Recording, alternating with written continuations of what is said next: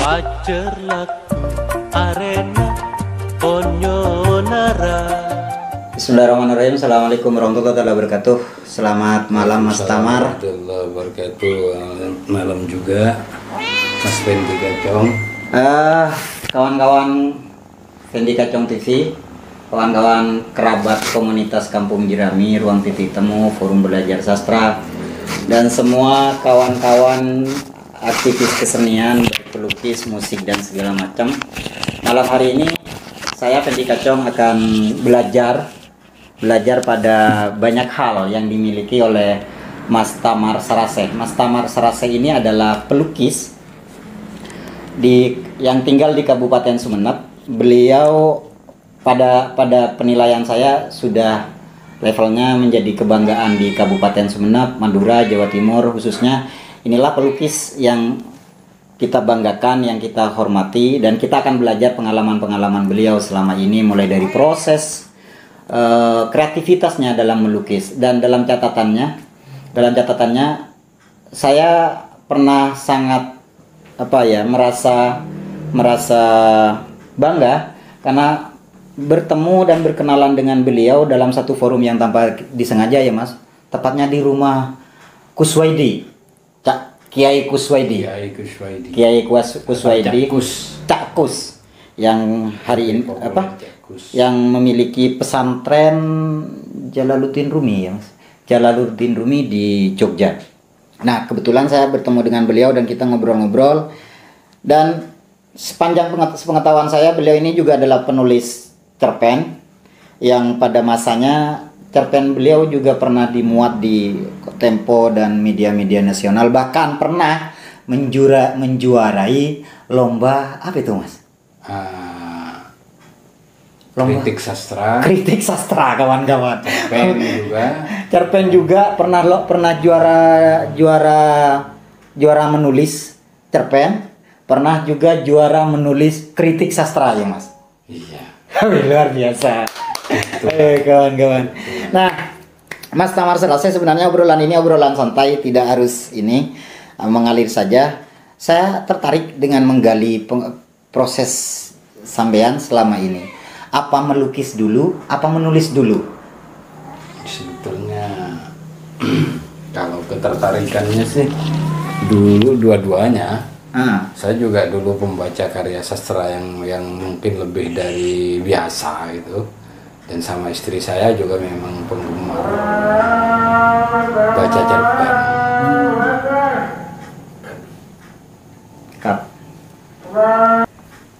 Oke, kita lanjut Mas Tamar. Yang dimulai dahulu itu apakah menulis, apa melukis pertama kali Mas? Kalau ke publik itu kayaknya lebih dulu melukis. Ya, kalau ketertarikannya itu saya tidak ingat, tapi dua-duanya sama-sama tertarik saya.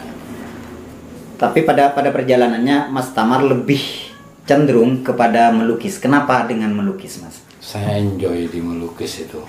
Kalau menulis bagi saya itu yang kayak beban, yang semuanya ada sih beban, tapi karena memang lebih santai kayaknya. Kalau ngelukis itu lebih seenaknya gitu.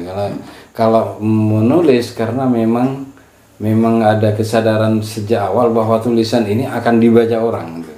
Kalau melukis itu kan kita kesadaran itu tipis gitu.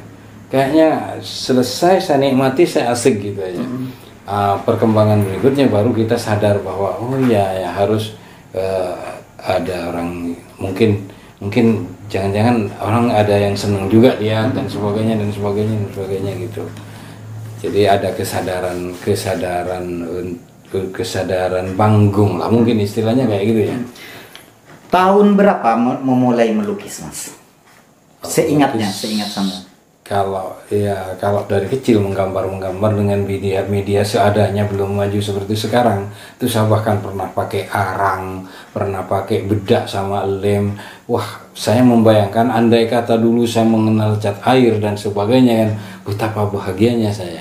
Cuma pada waktu itu saya eksplorasi bahan dan teknik itu karena dituntut itu keadaan yang miskin, dan pengetahuan yang terbatas, tinggalnya di kampung itu, kita tidak tahu apa-apa. Jadi seadanya di sekitar kita itu. Itu sekitaran kelas berapa Mas? Sekitar SMP, Kelas. iya kelas, ya SMP lah. SMP. Jadi 1, 2, 3 itu ya itulah. Jadi Mas Tamar itu sudah mulai mengetahui bahwa punya kecenderungan berbakat dalam konteks melukis itu sejak SMP. Mungkin pada SMP ada kejadian yang masih diingat Mas. Misalnya ternyata pada awal melukis sampean sudah dapat apresiasi dari kepala sekolah atau teman-teman dekat, atau pernah mengikuti lomba pada waktu itu Mas? Dulu lomba tidak seramai sekarang ya, karena memang media belum menjangkau lebih detail seperti sekarang. Cuma ya gini, dulu saya kalau lihat keramaian ada orang begitu mudah melukis kaos dan sebagainya, itu saya gelisah gitu. Saya ingin bisa, saya pulang, saya mencoba juga dengan cara yang lain. Kadang-kadang saya mulai ada wayang-wayang itu gambar kartu ya, bergambar Muhammad Ali tinju, saya bikin, tapi yang bergerak, semacam bentuk kayak wayang golek itu, wayang kulit itu, bentuknya kayak gitu konsepnya itu. Terus begitu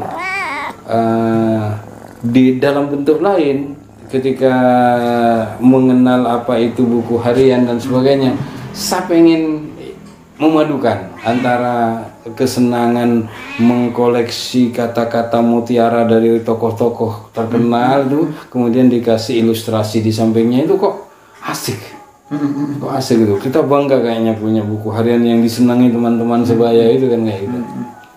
Nah, perkembangan berikutnya itu akan berkembang sendiri menjadi tukang menulis surat cinta.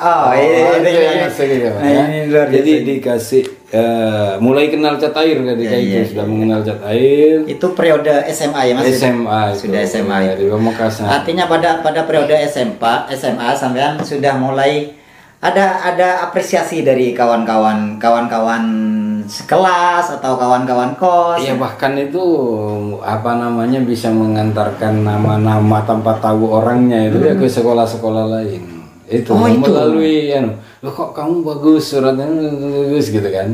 Nah, perkembangan berikutnya setelah mahasiswa itu, kita mahasiswa dituntut ekonomi ya, kita harus makan tiap hari dan sebagainya. Dan kebetulan ketika itu saya di Malang, dan di Malang itu banyak itu sekali orang bikin kartu ultah, kartu lebaran dan sebagainya. Saya termasuk diantaranya itu. Gitu. Cara menyiasati agar perut tetap kenyang. Iya, dengan jalan yang bagi kita asyik gitu kan. Dengan seni seperti itu. Kuliah di Malang Mas, kuliah di Malang itu sampean ngambil apa? Kuliah di universitas apa Mas? Dan ngambil jurusan apa? Kalau sekarang UM itu dulu kan IKIP Malang. IKIP Malang. Memang jurusannya seni rupa sih. Nah kawan-kawan IKIP Malang, beliau ini berarti adalah alumni dong, alumni seni rupa Malang kayak gitu. IKIP Malang ya Mas. Nah. Mas Tamar, saya ingin menggali lebih dalam lagi dalam proses pencarian sampean. Berarti kan sampean mulai mengenali. Tadi ada berapa bahan kan, bahan-bahan dasar, misalnya mulai melukis dengan arang karena waktu SMP belum punya cat. SD segala macam memakai seadanya, alat-alat seadanya, yang penting bisa untuk oret-oretan. Itu mulai dari arang dan segala macam. Mulai dari SMP ke SMA mulai berkembang ke mulai mengenal cat air. Nah, yang sampai di cat air ini yang saya ingin gali. Kenapa kalau saya melihat beberapa tulisannya Mas Tamar itu lebih kepada berwarna hijau ke biru-biruan mungkin, atau biru ke hijau-hijauan gitu. Di lukisan gitu ya. Di lukisan. Ini kan berarti adaptasi. Kalau arang kan hitam, nih mengenal tinta. Nah, ketika mengenal tinta, warna Mas Tamar dalam konteks ciri khasnya itu adalah warnanya, dan ada beberapa hal-hal gambar-gambar yang unik yang itu bisa berasa dia punya kehidupan lain. Nah, kenapa pilihannya menjadi begitu, Mas? Apa itu memang disengaja atau memang kok saya memang lebih senang blue ya gitu? Kayaknya itu memang bukan kesengajaan sih, tapi memang kecenderungan batin yang mungkin baru sadar setelah beberapa orang kasih komen itu kan. Oke. Iya, saya sendiri tidak ngerti dari dulu tuh memang warna itu tapi pada periode tertentu mungkin ya, pada periode tertentu yang mungkin nanti ke depannya saya juga harus melangkah ke banyak warna mungkin itu. Bagi saya itu kalau warna hijau itu juga mungkin bukan apa namanya ciri khas, tapi mungkin keterbatasan saya kayaknya. Keterbatasan saya ada di zona nyaman dengan campuran-campuran warna biru hijau barangkali itu. Secara filosofis, Mas, apakah tidak bisa digambarkan kalau misalnya hijau dan biru itu adalah warna kehidupan yang selalu menghidupkan misalnya? Itu pernah ada nggak kepikiran bahwa ya ini tidak cuma semata kenyamanan, tapi ini pilihan yang menyebabkan itu menjadi sesuatu yang besar dalam karya Mas Tamar? Hendaknya memang gini ya, mungkin ya. Dari beberapa literasi yang dibaca itu kok kayaknya warna-warna yang menyejukkan, warna-warna surgawi itu kan warna-warna hijau kebiruan gitu kan. Nah, itu dan yang siapapun dari di taraf keawaman seperti itu kan, saya masih awam itu dan sampai sekarang pun awam itu kan. Kayaknya sek kok, andai kata sekarang ditawari mau masuk neraka mau masuk surga gitu ya, tapi saya akan malu-malu kata ya surga sih gitu. Oke. Nah, itu kan pengalaman emosi Mas Tamar dalam berkarya, dan pengalaman soal warna itu pun ternyata ada pendekatan religiulitas. Bukan seperti itu, tapi dalam konteks bahwa ya hijau itu adalah kehidupan, hijau itu adalah sesuatu yang sejuk, yang menenteramkan dan auranya baik, begitu kan. Itu pilihan-pilihannya. Nah, itu yang perlu dicatat oleh kawan-kawan pemirsa Fendi Kacong TV. Memang kata Mas Tamar, saya bisa melihat ada lukisan yang mulai berwarna banyak, mulai merambah, tetapi dia tidak kehilangan ciri khasnya. Kalau bisa diambil nih, lukisan ini ternyata walaupun sudah mulai bercampur warna banyak, tetapi ada hijau itu tetap tidak hilang, dan itu ciri khasnya Mas Tamar Sarasai. Di samping ciri khas yang lain, ciri khas di warna.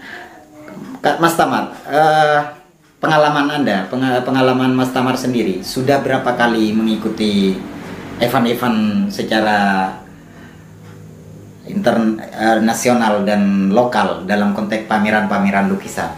Pengalamannya? Sebetulnya ya banyak sih. Ya. Cuma saya bukan orang yang bisa mendokumentasikan dengan baik. Ya. Seingatnya Mas kan seangkatan saya dulu ya, seumuran saya dulu, yang sekarang seumuran saya itu, yang berani melangkah keluar tanpa dengan mimpi-mimpi yang besar itu seperti terjadi dengan sendirinya. Saya tidak ingin jadi seniman besar apa ini, tidak ada. Itu cuma memang senang betul. Kemudian ada beberapa teman dari Surabaya yang tahu bahwa yang berani melangkah keluar tanpa dengan mimpi-mimpi yang besar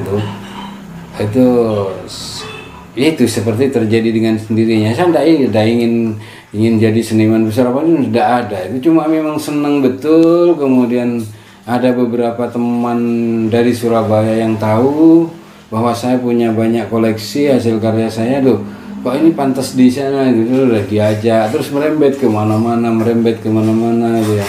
Nah, kemudian sampai berkembangnya media sosial secanggih ini ya, ada Facebook dan sebagainya, juga undangan pameran online, lomba online dan sebagainya itu ya yang mengalir saja kayak gitu. Ndaan sampai sekarang pun ya masih ya. Cuma kalau lagi pengen, kalau sedang tidak ingin ya tidak ikut, walaupun ya tidak ikut, kecuali memang apa ya, kalau sekarang tuh biasanya ini ada pameran-pameran bersama undangan itu ya, saya senang sih, walaupun mungkin saya sudah agak tua untuk berjalan untuk liwari keluar itu, tapi karena ini dunia saya, jadi saya kadang-kadang menambahkan diri lah untuk ikut gitu ya. Tapi tidak terlalu menggebu-gebu. Oke. Yang saya catat itu dari pengalaman prosesnya Mas Tamar adalah tidak pernah bermimpi menjadi orang besar, tetapi hobi ini apa ya? Natural. Kecintaan beliau terhadap lukisan itu ditekuni terus menerus dengan tanpa harapan apa-apa yang terlalu besar. Iya. Dan akhirnya lukisan-lukisan itu dikenal oleh orang-orang lain, menyebar dan kemana-mana, baik itu dari pameran lukisan, pameran online dan segala macam. Pernah nggak Mas ada kejadian unik yang kejadian itu menjadi sesuatu yang besar terkait dengan lukisan dan terkait dengan kehidupan Mas Tamar? Misalnya dari satu lukisan itu sangat berpengaruh dalam prosesnya Mas Tamar, atau cerita itu apa ya membuat Mas Tamar ini ya gara-gara lukisan, dalam konteks kelukisan ya Mas, kejadian unik yang itu tanpa sengaja ternyata itu mendorong apa ya Mas, pengalaman besar dalam kehidupan sampean? Ya adalah mungkin, tapi tidak terlalu istimewa. Gini ceritanya, saya dulu pengen menggambar sesuatu yang melambangkan pencapaian ini loh, pencapaian rohani yang saya inginkan kelak gitu. Saya menggambar orang dalam keadaan yang tidak sempurna, dua orang itu mungkin dengan anaknya itu ada sedang tiduran di tanah lapang dan ada bekas-bekas kendaraan yang melintas di antara tanah dan kami itu, dan objek saya sendiri sebagai objek itu. Jadi kita betul-betul mendebu kayak gitu, menjadi seperti debu gitu, betul-betul tak berharga, dan itu saya nikmati gitu kan, kayaknya gitu. Ada beberapa teman bilang itu sofistik gitu ya, itu masih ada sampai sekarang, cuma saya simpen, tidak saya keluarkan, saya gulung gitu, saya gulung. Suatu saat ada orang yang saya sudah lupa namanya, saya sudah tidak tahu, dan itu hanya ikut temannya ke sini. Satu kali ikut temannya ke sini, suatu saat ketemu, sedang bertamu di satu orang yang sama, di rumah orang yang sama. Lalu dia mengenal saya. Mas Tamar kan ya? Oh iya. Itu belasan bahkan mungkin 20 tahun lebih itu sudah tidak ketemu. Iya Mas, maaf saya jujur saya lupa. Saya lupa jenengan, terus ketemunya kita di mana itu.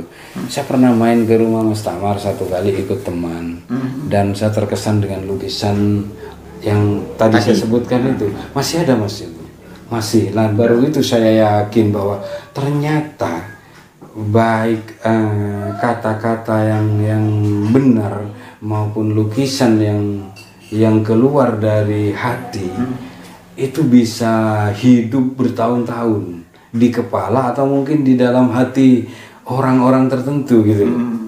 Lah baru saya tersadarkan bahwa sebetulnya saya tidak sia-sia gitu. Sebetulnya apa yang saya lakukan ini bisa menjadi sesuatu yang bernilai bagi orang lain, baik dari segi pengalaman rohaniah ya, atau hal-hal yang lain yang saya tidak bisa menyebutkannya karena saya tidak begitu bisa menguraikan kata-kata dengan tepat. Itu mungkin kayak gitu. Nah, saya kebetulan kan malam hari ini saya ditemani oleh kawan-kawan dari Ruang Titik Temu dengan komunitas Kampung Jerami ini Mas. Sebenarnya obrolan ini biar menjadi semacam kekuatan ke kita. Kadang kita kan lelah Mas berkarya tapi tidak bertemu dengan apresiator yang baik. Terus kita juga taruh kata kecaman, cacian itu sudah hampir hafal kita ya dari mana saja begitu. Pernah nggak Mas dulu kalau kita nih, biar kita juga punya pengalaman yang baik. Pernah nggak Mas ada misalnya dari pihak keluarga atau pihak dari orang lain atau tetangga atau teman yang sampai itu mencemooh Mas Tamar, ngapain sih ngelukis ini? Kalau dari orang sih kayaknya enggak ya, karena dari kecil saya memang semacam kelainan. Hobi saya itu memang beda dengan orang lain, dan saya mungkin sudah dicap tidak begitu waras itu dari dulu itu. Dan itu lebih enak ya Mas. Orang itu sudah cuek banget, bahkan pun sampai sekarang saya tidak peduli dengan itu. Tidak peduli. Bahkan ada suatu fase di mana saya ingin dinilai orang buruk, orang paling buruk. Itu saya nikmati bertahun-tahun, dan saya tampil seperti itu bertahun-tahun. Dan mungkin sampai sekarang ada sisanya, itu saya tidak ngerti itu ya. Nah, cuma dari yang berat itu dari orang tua. Pada saat orang tua melakukan sesuatu yang berat, yang mestinya dibantu oleh anaknya, pada waktu itu saya sedang kebelet ingin melukis, ingin menghabiskan waktu untuk lukisan, sementara apa yang saya kerjakan itu beliau itu tidak tahu artinya apa, keberhargaannya di mana gitu loh. Jadi sekarang ketika beliaunya sudah mengerti, itu sharingan itu kayak gitu. Kalau dulu itu dilematis sekali. Itu yang dari orang tua. Yang dari teman-teman sendiri seperti tadi saya bilang itu gini. Kadang-kadang mereka kok menjadi beban yang mempunyai banyak karya gitu. Akhirnya saya juga berpikir, apa saya menumpuk karya ini sia-sia ya gitu. Itu dari pengaruh negatif dari yang mungkin harus saya tangkal, walaupun itu dari kebanyakan teman-teman sendiri itu kayak gitu. Tetapi ada teman lain yang justru menyadarkan saya. Itu ada pelukis Sampang namanya Khairil Alwan. Itu justru begini, kata-katanya satu kalimat tapi mengejutkan saya, menyadarkan saya dan mengejutkan saya. Saya ingin punya 1000 lukisan. Saya sadar, sama, oke, mari gini. Dan itu jadi motivasi ya Mas? Ya, itu yang dari sisi yang positif itu, yang memberi semangat betul sama saya. Jadi kenapa ada tidak punya kesadaran kayak gini, kebanggaan memiliki banyak karya ini. Oke, Mas Tamar, setelah ini kan posisinya artinya tidak ada yang bisa yang serta-merta nasib itu kayak tidak seperti membalikan telapak tangan kan, bim salah bim jadi. Ternyata dari proses mulai sampean dari SMP sampai kuliah, di titik paling tinggi itu di mana? Titik paling tinggi kekaryaan sampean, artinya kalau dari SMP mungkin sebatas teman, SMA sebatas teman, dan titik paling tinggi dari kekaryaan sampean, semoga belum masih tertinggi ya Mas. Artinya sampean sudah merasa, oh ini sudah pada tahapan yang lebih baik dari awal-awal. Pada tahun berapa kira-kira itu? Itu ukurannya sangat subjektif sekali, dan saya sangat kabur itu. Itu dari segi apa itu? Apa kalau dari murni apresiasi, murni apresiasi, itu kadang-kadang saya merasa lebih jujur. Bagi saya itu orang-orang yang nge-like atau komen seperti tadi saya bilang, orang luar nggak ngerti kita, baru kenalan di FB aja, kemudian komen dan apresiasinya itu dengan pujian yang bagus gitu ya. Tidak punya pretensi apa-apa, berarti kan itu jujur lah, itu juga mengejutkan dan itu asik bagi saya. Berarti saya tidak sendirian, berarti selera kayak gini tidak sendirian. Toh walaupun sendirian pun tidak apa-apa, karena dunia seni itu yang makin unik makin asik kan kayak gitu.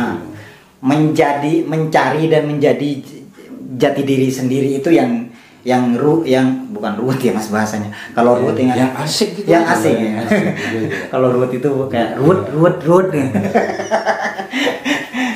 Tapi bagaimana ciri khas jati diri, kekaryaan, warna dan pilihan berekspresi itu yang lebih kita tonjolkan. Kalau kata Mas Tamar tadi bahwa ya kalau kita mirip sama orang lain mungkin kita sangat sulit dikenali ya Mas.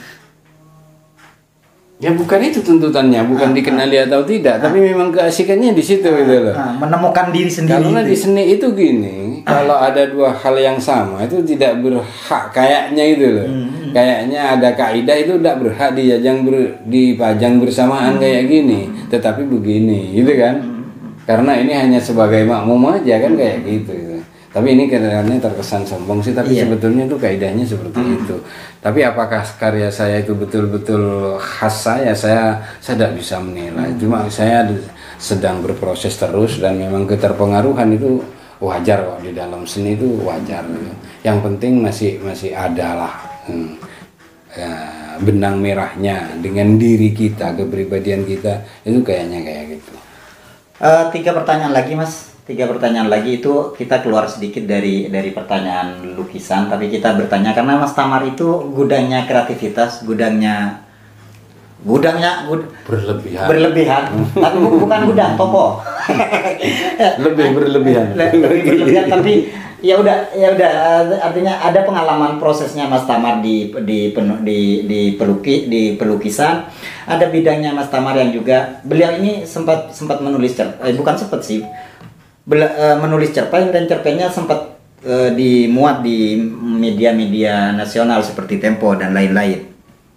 Dalam catatan saya kembali kepada obrolan di awal, saya datang ke sini itu tidak cuma mau belajar soal mau mengoleksi pengalaman beliau di tingkatan seni lukis, seni rupa, tapi saya juga ingin belajar bagaimana pada waktu itu beliau sudah tembus di majalah Tempo dan pernah menjuarai lomba cipta cerpen, pernah juga yang perlu digarisbawahi, pernah juga menjuarai lomba kritik sastra ya Mas. Ya itu kebetulan. Ya, tapi dalam kaidah agama tidak ada kebetulan kata. Ini ada kaitannya yang agak ada kaitannya dengan seni rupa dan sastra itu. Bikin cerita bergambar untuk anak. Oh iya, beliau pernah meluncurkan buku itu ya Mas? Iya, itu hasil juara lomba itu. Oh iya. Jadi karena menjuarai lomba cerpen, lalu bikin buku bergambar. Bukan, ada lomba bikin cerita bergambar untuk anak, bacaan anak. Ya di apa namanya itu ada beberapa kali memang itu kayaknya Diknas yang ada pusat itu ya pusat, tapi dilimpahkan ke Kabupaten Jawa Barat. Oh, Jawa Barat. Penyelenggaranya waktu itu. Tahun berapa Mas itu kira-kira? Tahun berapa ya? 2003 kayaknya itu. 2003 sampai 2009 saya bergelut di situ kayaknya. Di sastra dan cergam itu ya. Ya juga dari Departemen Agama Pusat juga pernah sama Mas Saidi Dahlan itu. Oh, keren. Saidi Dahlan. Saya kenalnya sama Mas Saidi Dahlan juga di perjalanan menuju itu penerimaan hadiah itu. Jadi sampean meramu dua karya seni ya di buku itu, karya seni kata dengan karya seni warna menggambar. Warna ya. Jadi satu terpuaskan karena memang ada gambarnya dan gambar itu menarik cerita-cerita itu ya Mas. Seperti itu dalam gambarannya. Itu yang perlu kita catat oleh kawan-kawan bahwa potensi kita itu saya ingin merangkumnya sedikit saja bahwa dalam tubuh kita itu ada banyak potensi. Bisa saja misalnya menjadi pelukis juga penulis, bisa saja menjadi penulis juga bermusik, itu bisa saja. Toh potensinya sama-sama misalnya bisa kita gali. Tetapi apakah kecenderungannya akan lebih melukis itu pilihan pribadi masing-masing. Mas Tamar, dalam konteks kesenian Sumeneb, apa saran Mas Tamar untuk kawan-kawan muda di Sumeneb yang mungkin itu juga sangat menjadi semacam ingatan bagi kita untuk oh iya, bahwa hari ini Mas Tamar yang sampai dari titik mulai dari melukis dari SD sampai kuliah sampai berumah tangga sampai mohon maaf sampai punya cucu masih tetap berkarya, dan itu potensi semangatnya luar biasa. Nah, saya pengen ada 1-2 kata atau pesan untuk kawan-kawan di Kabupaten Sumeneb, terutama kepada saya dan kawan-kawan. Iya. Sebetulnya di Sumeneb itu saya tidak terlalu tidak terlalu diidolakan, tidak terlalu diidolakan. Kalau sebetulnya yang mesti ngomong kayak gitu yang lebih dari saya, ada banyak anak muda yang lebih dari saya, ada seperti Mas Taufik Rahman atau Joni Maduri, itu Mas J Muhammad itu juga punya potensi besar. Makanya ya di samping beliau yang untuk yang muda-muda aja, kalau yang tua yang sudah berjalan dan berproses banyak, saya merasa cangkolang itu kalau ya ngomong untuk mereka. Untuk yang muda-muda aja ya gimana ya, harus ada manajerial yang bagus lah, karena seni, terutama seni rupa itu memang butuh media yang harganya mahal. Jadi kalau memang punya kecenderungannya banyak, komitmennya banyak untuk berkarya, itu harus nabung memang. Nabung karya satu-satu, dan sah itu kalau memang berkarya untuk cari penghidupan. Biasanya melukis untuk bahan penghidupan, karena kita tidak bisa menolak untuk kebutuhan itu ya. Tetapi menabunglah. Misalnya 1 bulan 1 atau 3 bulan 1 atau setengah tahun 1 karya yang memang asli untuk apresiasi gitu. Oke. Ya kayaknya gitu aja itu. Karena Oke, Mas Tamar. Ya. Itu obrolan-obrolan sekilas yang dengan proses tentu waktu ini sebegitu cepatnya, karena berbicara proses tidak bisa dilalui dalam waktu 1-2 jam atau obrolan setengah jam, tetapi nanti kita akan coba datang kembali ke sini dan masih akan mengambil lukisan Fendi Kacong TV yang hari ini di sini. Ini karya Mas Tamar Saraseh. Sudah selesai lukisannya, cuma saya sengaja, ini kayak strategi. Sengaja saya tidak ambil sekarang, biar saya kembali ke sini lagi, dan di otak saya itu sudah ada satu. Saya pengen melihat lukisan yang itu bermakna secara ruhaniah. Tapi nanti lah, kita tahu nanti. Ada satu karya yang itu tidak diperlihatkan. Tadi itu langsung oh, jadi pengen lihat. Cuma soal diizinkan dan tidak diizinkan, kita datang lagi sekaligus ngambil lukisan ini. Mas Tamar, saya mohon maaf, saya terima kasih sudah diberi kesempatan berkunjung, diberi kesempatan juga ngobrol, dan diberi kesempatan juga untuk mengoleksi, mendokumentasikan proses sampean di channel YouTube saya, Fendi Kacong TV.